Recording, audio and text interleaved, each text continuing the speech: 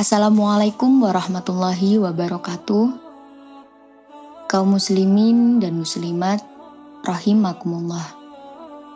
Pada kesempatan kali ini, kita akan menerangkan mengenai perkara-perkara yang harus diperhatikan dalam memakai mukena.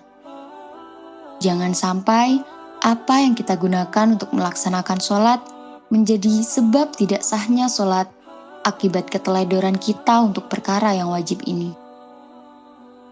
Berikut merupakan perkara yang harus diperhatikan dalam memakai mukena. Seperti yang sudah kita ketahui, menutup aurat merupakan salah satu syarat sah dalam sholat.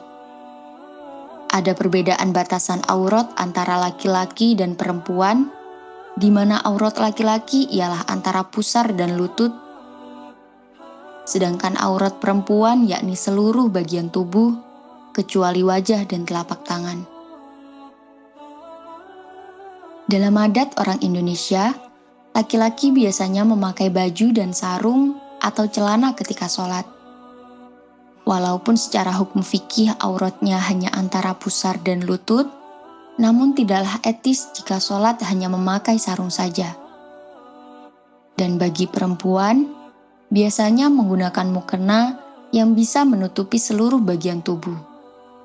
Seiring perkembangannya, mode mukena tidak hanya berwarna putih, melainkan juga banyak yang bermotif. Aurat perempuan merupakan hal yang penting, sehingga dalam pemakaian mukena harus banyak yang diperhatikan. Sebab kesalahan pemakaian mukena dapat berpengaruh pada keabsahan sholat. Sebagaimana yang telah disebutkan, bagian yang boleh terbuka bagi perempuan adalah wajah dan kedua telapak tangan saja. Batasan wajah secara vertikal ialah antara tumbuhnya rambut dan bagian bawah dagu, sedangkan secara horizontal yakni antara kedua telinga. Oleh karena itu, perempuan yang sholat harus menutup bagian bawah dagunya dan memperhatikan apakah ada rambut-rambut yang keluar. Dan yang dimaksud dengan telapak tangan ialah bagian luar dan dalam sampai pergelangan tangan saja, sehingga jari-jari masih boleh terbuka. Hal tersebut dapat dilihat dalam Nihayatuz Zain halaman 19 dan I'anatul Thalibin juz 1 halaman 113. Di beberapa tempat, gerakan sholat bisa mengakibatkan terbukanya aurat, apalagi yang memakai mukena potongan. Pergelangan tangan dapat terbuka ketika mengangkat tangan, atau betis terlihat ketika melakukan sujud. Maka, akan lebih baik jika kita menggunakan mukena terusan dan tidak menggunakan mukena potongan. Maka sebaiknya jangan memakai mukena potongan. Akan lebih baik jika menggunakan mukena terusan. Dalam menutup aurat, seseorang harus menggunakan pakaian yang bisa menutup warna kulit. Sehingga tidak cukup menutup aurat dengan kain yang transparan, walaupun dalam keadaan gelap. Anggota badan harus ditutup dan tidak terlihat dari segala arah, kecuali dari bawah. Maksudnya yakni bila seseorang sholat di tempat yang tinggi dan auratnya terlihat dari bawah, maka hal tersebut tidak membatalkan sholat.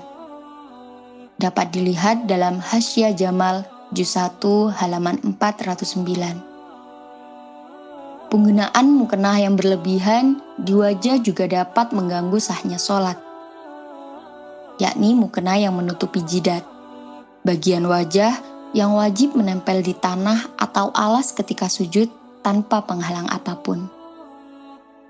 Jidat adalah satu-satunya anggota sujud yang wajib terbuka. Dapat dilihat dalam Hasyiah Jamal juz 3 halaman 382. Hal ini tidak berlaku bagi kaum perempuan saja, tetapi juga untuk kaum laki-laki. Peci dan sorban tidak boleh menutupi jidat karena dapat membatalkan sholat. Sedangkan bagi perempuan, rambut merupakan bagian dari aurat, sehingga dapat membatalkan sholat jika rambut tersebut keluar atau sampai terlihat. Oleh karena itu, perempuan yang memakai mukena hendaknya juga memakai dalaman jilbab atau bandana brokat yang ketat. Hal ini guna menahan rambut keluar, menutupi atau menempel di jidat. Sebab dengan itu, rambut akan aman dan tidak keluar batas, bahkan ketika melakukan gerakan-gerakan sholat. Demikianlah hal-hal yang perlu diperhatikan dalam memakai mukena. Karena perkara tersebut seakan remeh-temeh, tapi merupakan hal yang penting dan berhubungan dengan keabsahan sholat. Kesalahan sedikit saja akan berakibat pada sah atau tidaknya sholat tersebut. Sedangkan sholat adalah kewajiban setiap muslim yang ditunaikan sehari 5 kali. Perkara yang wajibnya melebihi dari ibadah apapun. Itulah tadi beberapa uraian mengenai mukena. Mudah-mudahan dapat bermanfaat bagi kaum muslim dan muslimat. Wallahu muwafiq ila aqwamit thoriq. Wassalamualaikum warahmatullahi wabarakatuh.